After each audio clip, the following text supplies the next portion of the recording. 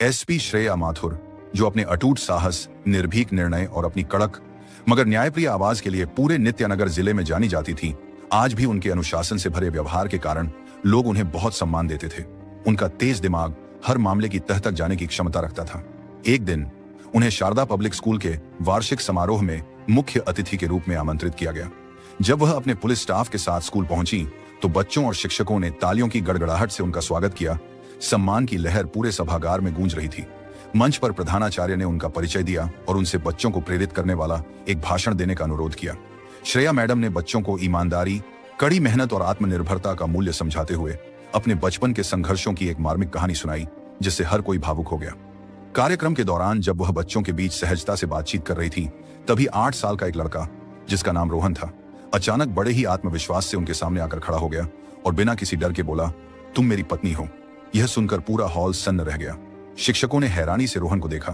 कुछ बच्चे हंसने लगे तो कुछ फुसफुसाने लगे। एसपी श्रेया माथुर भी एक पल के लिए चौंक गईं। उन्होंने रोहन की ओर ध्यान से देखा। उसकी बड़ी बड़ी आंखें थीं, मासूम चेहरा था, मगर उसके अंदर एक अविश्वसनीय आत्मविश्वास भरा था। श्रेया ने खुद को नियंत्रित किया और मुस्कुराते हुए पूछा, बेटा, तुम्हारा नाम क्या है? रोहन ने बिना किसी झिझक के जवाब दिया, मेरा नाम रोहन है। रोहन, तुमने ऐसा क्यों कहा?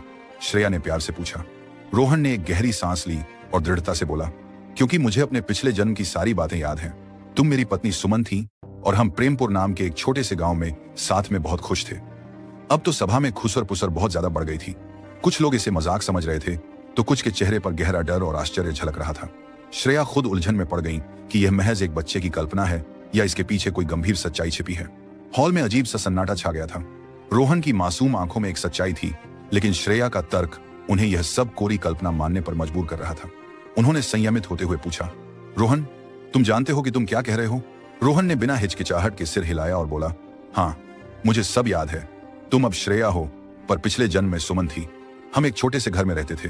तुम्हें याद है, तुम हमेशा गहरे नीले रंग की साड़ी पहनती थी और आम के पेड़। मेरी बातों पर भरोसा नहीं कर रही हो तो इसे देखो, यह वही कड़ा है जो मैंने तुम्हें दिया था। इसे तुमने अपने घर के आंगन में गाड़ दिया था। तुम्हें याद है? श्रेया ने कड़े को देखा तो उनके हाथ कांपने लगे। यह कड़ा उन्हें पहचाना सा लगा। उनके मन में कुछ धुंधली छवियां उभरने लगीं, पर तर्क ने उन्हें रोका कि क्या यह पुनर्जन्म का सच हो सकता है। श्रेया ने कांपते हाथों से कड़े को पकड़ा और पूछा, अगर तुम्हें सब याद है तो बताओ, मैंने इसे कहाँ गाड़ा था? रोहन ने तुरंत जवाब दिया, हमारे पुराने घर के आंगन में, जहां वह बड़ा पीपल का पेड़ था। तुमने कहा था कि यह कड़ा तुम्हारे लिए सौभाग्य लाएगा, इसीलिए इसे जमीन में दबा रही हो ताकि कोई चुरा ना सके। श्रेया की सांस अटक गई। ये निजी बातें रोहन को कैसे पता हो सकती थी?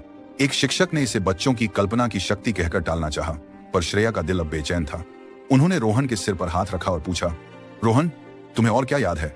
रोहन ने गंभीर होकर कहा, मुझे वह आखिरी दिन भी याद है जब गांव में बाढ़ आई थी। हमारा घर डूब गया था। तुमने मुझे एक नाव में बैठाया था, पर खुद नहीं आ पाई थी। मैंने बहुत रोका था, पर तुमने कहा था कि मैं जाऊं और अपना जीवन बचाऊं, और फिर पानी तुम्हें बहा ले गया। श्रेया का दिल जोर से धड़कने लगा और उनके दिमाग में बाढ़, नाव और बहते पानी की धुंधली छवियां तैरने लगी। अब वह जानती थीं कि उन्हें रोहन की बातों की सच्चाई पता करनी होगी। उन्होंने रोहन से पूछा, क्या तुम्हें गांव का रास्ता याद है? रोहन ने सिर हिलाकर कहा, हाँ, मुझे रास्ता याद है। अगर तुम मेरे साथ चलो तो मैं तुम्हें वहां ले जा सकता हूँ। इस रहस्य से पर्दा उठाने के लिए एसपी श्रेया माथुर ने रोहन के साथ जाने का फैसला किया और अपने भरोसेमंद कांस्टेबल धीरज को साथ लिया। रास्ते में रोहन लगातार गाइड कर श्रेया को तब हैरानी हुई जब वे सच में एक पुराने सुनसान गांव प्रेमपुर के पास पहुंचे, जहां केवल वीरान खंडहर बचे थे, जैसे वर्षों से वहां कोई नहीं रहता हो। रोहन ने एक टूटी फूटी जगह की ओर इशारा किया। यही वह आंगन था जहां हमने वह कड़ा गाड़ा था। अगर खुदाई की जाए तो शायद कुछ और मिल सकता है। धीरज ने खुदाई शुरू की और कुछ ही देर में मिट्टी के नीचे से एक पुरानी जंग लगी हुई चूड़ी निकली। श्रेया का दिल जोर से धड़क उठा। यह सच में अजीब था। रोहन की बात सच साबित हो रही थी। उन्होंने गांव के अंदर जाने का फैसला किया। रोहन उन्हें उस जगह ले गया जहां पुराना कुआं था, जो अब मिट्टी से भरा था। जैसे ही श्रेया ने कुएं की दीवार पर हाथ रखा, उन्हें अपने दिमाग में उस जगह से जुड़ी धुंधली यादों की झलक मिली। रोहन ने तब एक और बड़ा खुलासा किया। यह गांव अचानक बाढ़ में नहीं डूबा था, इसे डुबाया गया था। गांव के मुखिया का बेटा हमें एक साथ नहीं देख सकता था।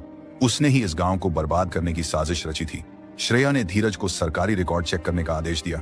धीरज ने कुछ ही देर में बताया कि सरकारी रिपोर्ट के अनुसार गांव 30 साल पहले अचानक बाढ़ में बहा था, पर यह भी लिखा था कि कुछ लोगों ने तब दावा किया था कि बाढ़ जानबूझकर छोड़े गए पानी के कारण आई थी, और इसमें स्थानीय जमींदार और मुखिया के परिवार का नाम बार बार आ रहा था। रोहन ने तुरंत मुखिया के बेटे का नाम प्रताप सिंह बताया। अब सच्चाई सामने आ रही थी। रोहन उन्हें अपने पुराने घर के खंडहर तक ले गया। वहां खड़े होकर श्रेया को अजीब सी के बताए घबराहट महसूस हुई और उनके दिमाग में बारिश, पानी का तेज बहाव और अर्जुन रोहन की पिछली शक्ल की भयावह हंसी की धुंधली छवियां उभरने लगी। धीरज ने गांव के बुजुर्गों से पूछताछ की और बताया कि बाढ़ से पहले मुखिया के बेटे के खिलाफ किसी ने शिकायत की थी। रोहन ने मुस्कुराकर कहा, तुमने की थी। श्रेया का शरीर कांप गया। अब यह सिर्फ पुनर्जन्म की यादों का मामला नहीं था, बल्कि एक अधूरी साजिश को उजागर करने की कहानी बन चुकी थी। धीरज ने बताया कि प्रताप सिंह अब एक बड़ा व्यापारी है और 50 किलोमीटर दूर एक आलीशान हवेली में रहता है। यह एक बड़ा खुलासा था और श्रेया, रोहन व धीरज तुरंत हवेली की ओर निकल पड़े। प्रताप सिंह का घर भव्य था और 70 वर्षीय प्रताप अब भी प्रभावशाली दिख रहा था। जैसे ही उसने रोहन को देखा, उसके चेहरे पर शिकन आई और उसने कहा, तो तुम आ ही गए। प्रताप सिंह ने अंततः स्वीकार किया कि उसने गांव को खत्म करने की साजिश रची थी, लेकिन सिर्फ उन्हें अलग करने के लिए नहीं, बल्कि गांव के नीचे छिपे हुए वर्षों पुराने एक अनमोल खजाने के लिए, जिसे वह अपने पूर्वजों का मानकर किसी और को नहीं देना चाहता था। रोहन का गुस्सा और बढ़ा, पर तभी उसने धीमी आवाज में कहा, मुझे पता है कि वह खजाना कहाँ है, क्योंकि मैंने और सुमन ने अपने पिछले जन्म में उसे खुद छिपाया था। इस रहस्य के सामने आने के बाद श्रेया ने अगले दिन स्थानीय प्रशासन से अनुमति लेकर गांव में खुदाई करवाई। रोहन ने स्पष्टता से वह जगह बताई जहां खजाना दबा था, वही पीपल का पेड़। कुछ घंटे की मेहनत के बाद एक पुराना लकड़ी का बक्सा मिला। बक्से में सोने चांदी की मूर्तियां, दुर्लभ रत्न और सबसे महत्वपूर्ण एक बेहद प्राचीन हस्तलिखित दस्तावेज था, जो यह प्रमाणित करता था कि गांव की जमीन और संपत्ति किसी और की नहीं, बल्कि गांव के निवासियों की थी। रोहन की आंखों में आंसू थे। तुमने कहा था कि हम इसे बचाकर रखेंगे ताकि कोई हमारी जमीन पर कब्जा न कर सके। श्रेया की आंखों में अब धुंधली नहीं, बल्कि स्पष्ट यादें थीं बाढ़ की रात, अर्जुन की आवाज़, अंतिम विदाई। उन्होंने रोहन का हाथ पकड़ा। धीरज ने प्रताप सिंह को आपराधिक साजिश, हत्या और सरकारी दस्तावेजों में हेरफेर के आरोप में गिरफ्तार कर लिया, लेकिन कहानी अभी खत्म नहीं हुई थी। रोहन ने एसपी श्रेया को बताया कि खजाने के साथ एक और चीज छुपाई गई थी, जो प्रताप सिंह को भी नहीं मिली। वह पत्र जो सुमन ने मरने से पहले अर्जुन के लिए लिखा था। अगले ही दिन वे उसी जगह लौटे और खजाने के डिब्बे के पास से एक छोटी धातु की डिब्बिया निकाली। उसमें एक पीला पड़ चुका कागज था।